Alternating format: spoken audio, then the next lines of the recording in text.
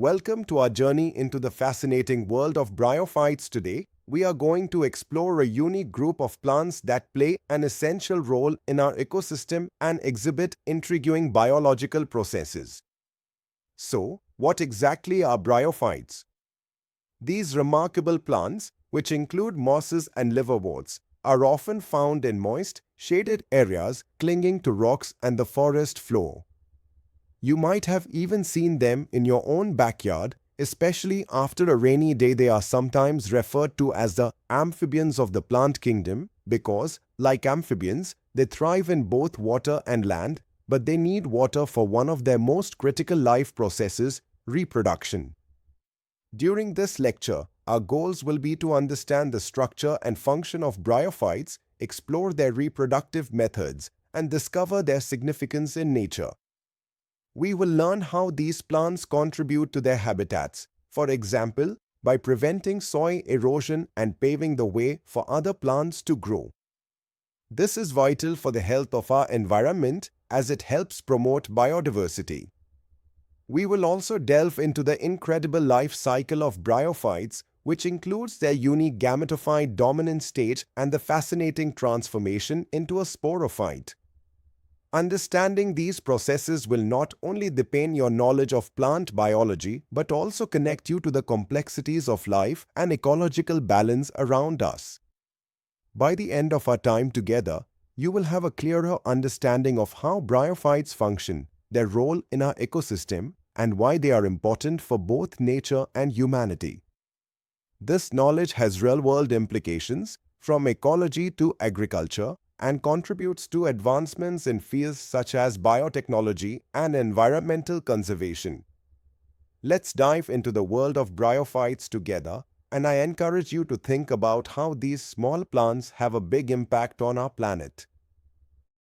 Hello, everyone. Today we are diving into the fascinating world of bryophytes, which include our leafy companions like mosses and liverworts. Now, you might wonder what exactly are bryophytes? Well, these are non-flowering plants that tend to thrive in moist, shaded areas. Think of them as nature's little green carpets, often found in hilly regions where moisture is abundant. Just like amphibians can live both in water and on land, bryophytes are often called the amphibians of the plant kingdom because they need water for reproduction. That's right, while they can grow in soil, these plants rely on water for their reproductive process. This dependence on water means you'll usually spot them in places that are damp and humid. Imagine standing next to a serene stream or a forest that holds just the right amount of moisture. That's where bryophytes flourish. They are little pioneers, playing a crucial role in ecological succession. What does that mean? Well, when bare rocks and soil need some help to get a foothold for other plants to grow, bryophytes come to the rescue. They break down rocks and contribute to soil formation, allowing higher plants to join them later. So, as we explore bryophytes, think of them as the unsung heroes of our ecosystems that help bring life to barren lands. Now that we have a basic understanding of bryophytes, let's delve into their structure. It's quite unique. Unlike flowering plants, bryophytes don't have true roots, stems, or leaves, which makes them fundamentally different. Instead, their bodies resemble a thallus, a flat and leafy structure that's either horizontal or upright. Picture it as a green, leafy carpet growing close to the ground. To help them stay anchored to the ground, bryophytes have special structures called rhizoids. Think of these rhizoids as tiny anchors that attach the plant to the soil or rock, allowing them to soak up nutrients and water. Bryophytes are also more differentiated than algae. This means they have specialized structures that let them perform specific functions, even though they look quite simple. Their main body, called the gametophyte, is haploid, which means it has only one set of chromosomes, unlike the diploid structures you might have seen in flowering plants. As we continue our journey through the world of bryophytes, keep in mind how their simpler body structure helps them survive in their unique habitats. Moving on to a key aspect of bryophytes, How they reproduce, the reproductive structures of these plants are crucial to understanding their life cycle. In bryophytes, we have two distinct organs, the male organ called the antheridium and the female organ known as the archegonium. Imagine the antheridium as a small factory where tiny, swimming sperm, called antherozoids, are produced. These sperm are biflagellate, meaning they have two tails allowing them to swim freely. Now, here is where water plays a starring role. The antherozoids need a wet medium to swim through and reach the archegonium. Think of it as a race. The sperm must navigate through water to find the egg, which is nestled safely inside the flask-shaped archegonium. Once the sperm makes contact with the egg, they fuse together to form a zygote, a critical first step to create a new plant. However, this zygote doesn't immediately divide like you might expect. Instead, it develops into a multicellular structure known as a sporophyte, attaching itself to the gametophyte where it gets nourishment. This fascinating process ensures the continuation of the bryophyte legacy, and it all starts with the beautifully synchronized dance of sperm and egg in their watery world. The life cycle of bryophytes is a remarkable journey, showcasing how these plants grow and reproduce. In bryophytes, the gametophyte stage is dominant. Think of it as the main character in our story. This stage is responsible for photosynthesis, allowing the plant to produce its food like a solar-powered factory. Now, when conditions are right, the zygote develops into a sporophyte attached to the gametophyte. It's as if the gametophyte provides the nutrients for the sporophyte's growth while staying physically connected, like a parent supporting their child. The sporophyte then undergoes meiosis, a process similar to dividing a full pizza into smaller slices, thus producing haploid spores. These spores are significant because, once dispersed, they can germinate and grow into new gametophytes. So, envision a cycle that spins around repeatedly. Each time, new gametophytes emerge, and the cycle continues, ensuring that bryophytes remain an ever-present feature of our ecosystems. This life cycle not only embodies the resilience of bryophytes but also their remarkable ability to adapt and thrive in various environments. While you may think of bryophytes as simple plants, they actually hold significant value in our ecosystem and economy generally. We might consider them not as economically important as flowering plants, but they contribute a number of ecological benefits that we should appreciate. One notable example is sphagnum moss. This particular moss has unique properties that allow it to hold significant amounts of water. Imagine a sponge soaking up water after a rainstorm. That's similar to what sphagnum does. Because of this quality, it has been historically used for fuel and even as packing material for shipping living plants and materials. Furthermore, mosses play a vital role in the food web as they serve as an essential source of food for various herbivorous animals, including birds. Picture a flock of birds picking at a vibrant green patch of moss or small mammals nibbling on these plants in their habitat. The contributions of bryophytes may seem small, but these plants are integral to maintaining the balance of life in their ecosystems, from providing food to protecting delicate soil environments. Bryophytes, along with lichens, are often the first living organisms to establish themselves on bare rocks. Think about the concept of pioneers. They venture into unknown territory where conditions are challenging. Just like these pioneers, bryophytes are known as pioneer species because they can withstand harsh conditions and begin the process of soil formation.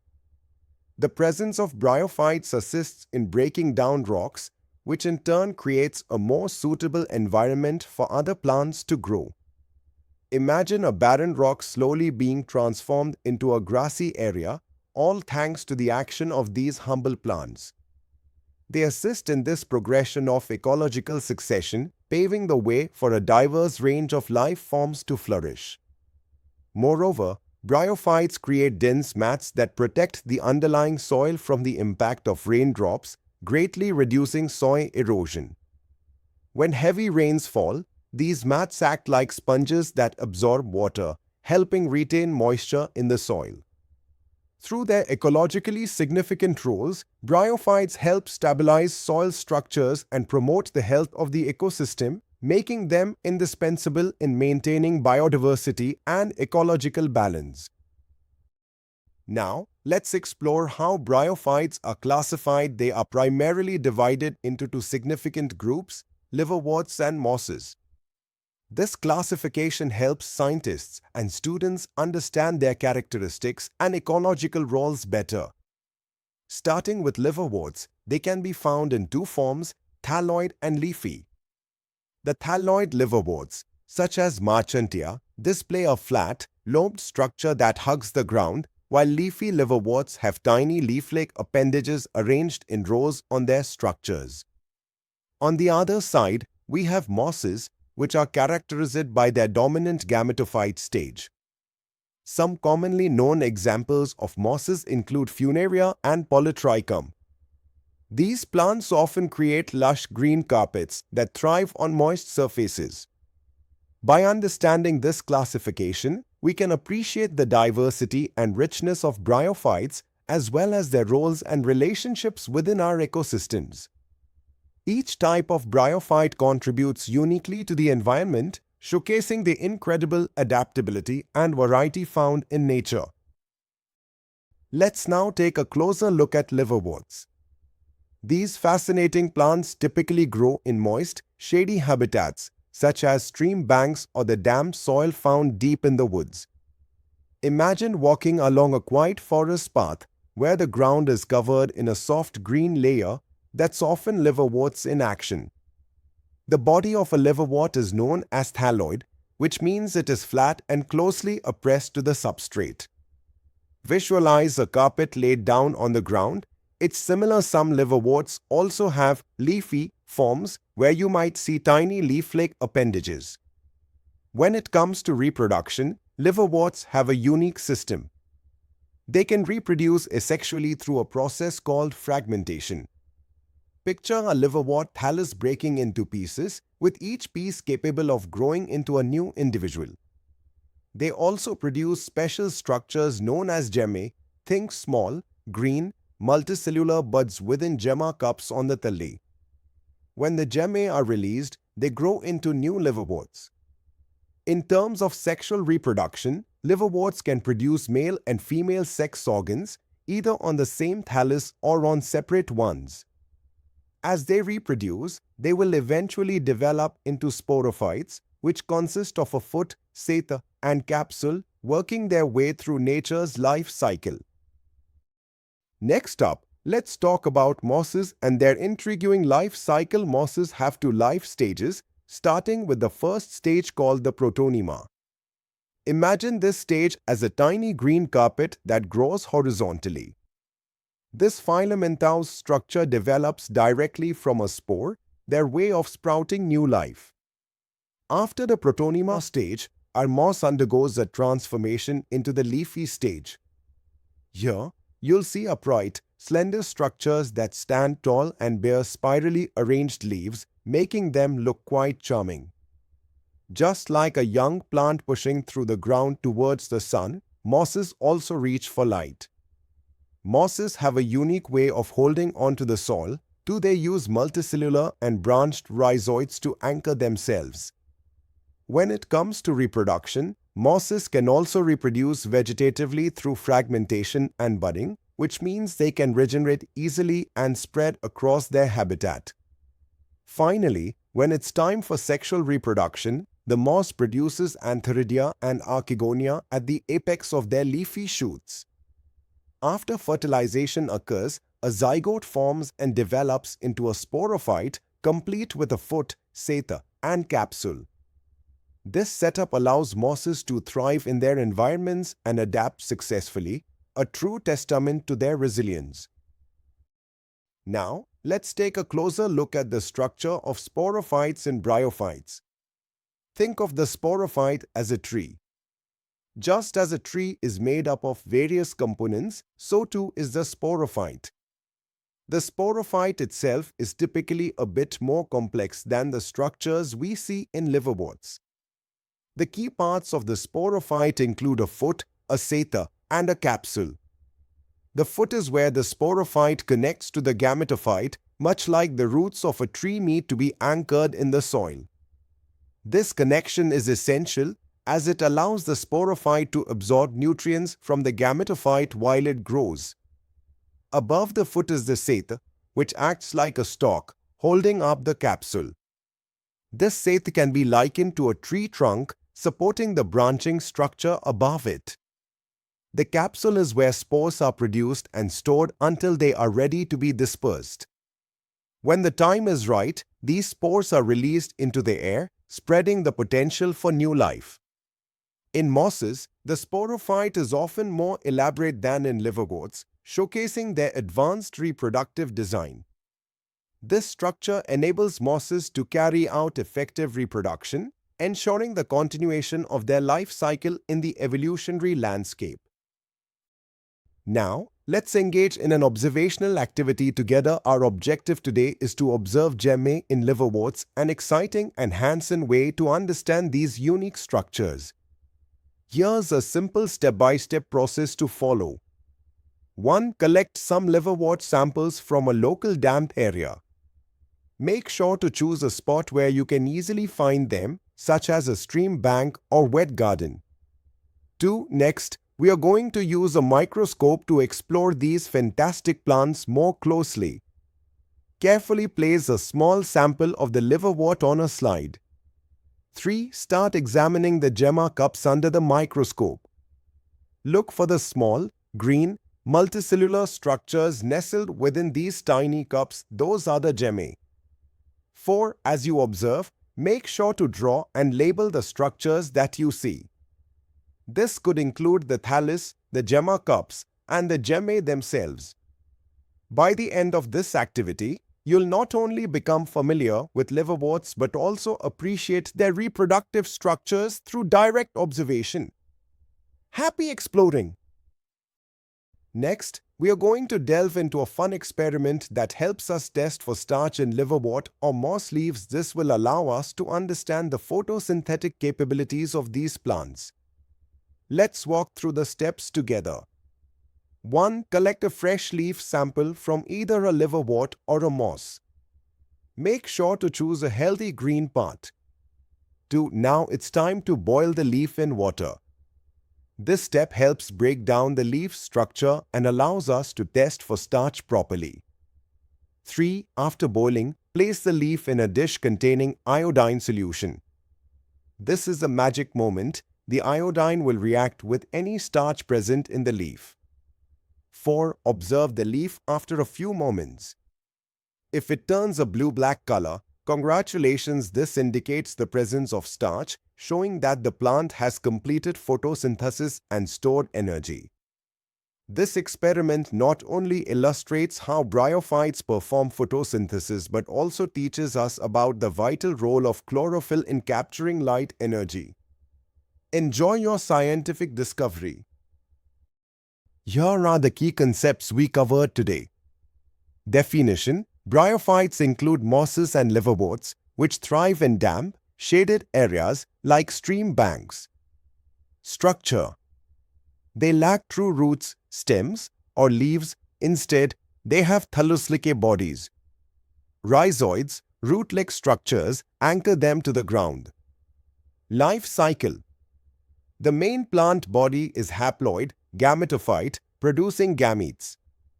Male organs, antheridia, produce sperm, antherozoids, while female organs, archegonia, produce eggs. Fertilization requires water, making bryophytes reliant on moist environments. Sporophyte stage: the zygote develops into a sporophyte attached to the gametophyte.